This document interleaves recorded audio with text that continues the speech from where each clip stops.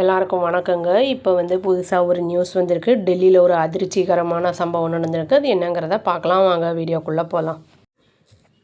எங்கே நடந்திருக்குன்னா, ஈஸ்ட் டெல்லியில் நடந்திருக்கு. லக்ஷ்மி நகர் அப்படிங்கிற ஏரியாவில் நடந்திருக்கு. இதில் ஒரு ஆள் தாக்கப்பட்டிருக்காரு. அதாவது ஒரு ஃபேமிலியிலேயே ஒரு 3 பேர் தாக்கப்பட்டிருக்காங்க.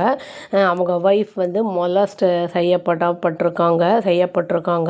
அப்புறம் அவங்க பையன் என்னென்னா பப்ளிக் வியூவில் ட்ரெஸ் எல்லாம் ரிமூவ் பண்ணி அவனையும் போட்டு த்ராஷ் பண்ணி அடித்து துவம்சம் பண்ணியிருக்காங்க அப்படின்னு சொல்லியிருக்காங்க. நியூஸ் வந்திருக்கு.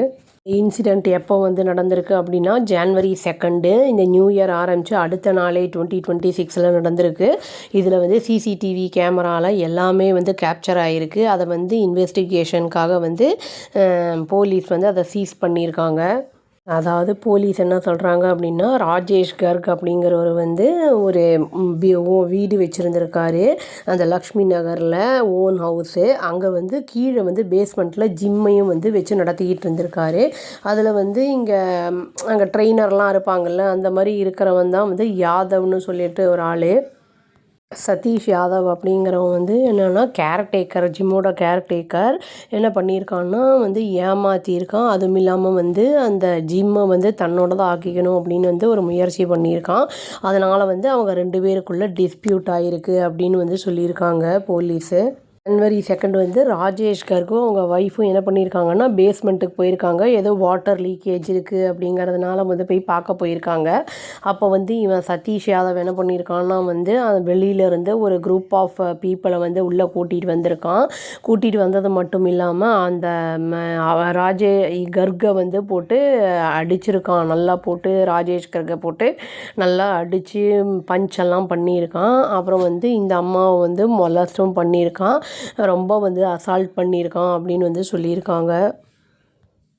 இந்த அடிதடி சத்தம் கேட்டு என்ன பண்ணியிருக்கான்னா, அந்த பையன் அவங்க 2 பேரோட பையன் கீழே வந்திருக்கான். அப்போ இந்த கீழே வந்த பையனை அவங்க பிடிச்சிட்டு என்ன பண்ணியிருக்காங்கன்னா, சட்டையெல்லாம் கழட்டி ட்ரெஸ் எல்லாத்தையும் கழட்டி போட்டு ரோட்டில் நல்லா போட்டு அடித்து துவைச்சி எடுத்திருக்காங்க.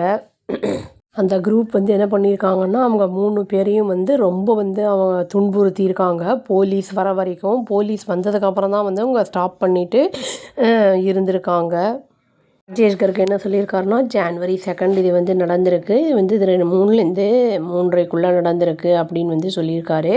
நான் வெளியில் நின்றுட்டு இருந்தேன். அந்த டைமில் போட்டு என்னை கீழே தள்ளி விட்டாங்க. அப்புறம் என்னை போட்டு விடாது அடித்தாங்க, பஞ்ச் பண்ணாங்க அப்படின்னு சொல்லியிருக்காரு. என்னோடய ஃபேஸ்லேயும் பஞ்ச் பண்ணிட்டாங்க அப்படிங்கிறதையும் சொல்லியிருக்காரு. அதுவும் இல்லாமல் அவங்க பையனையும் என்ன ஏதுன்னு கேட்டோம்னா போட்டு நட் ரோட்டில் போட்டு அடித்து இப்போ இது பண்ணியிருக்காங்க. அப்படியே விட்டுட்டும் போயிட்டாங்க அப்படின்னு சொல்லியிருக்காரு.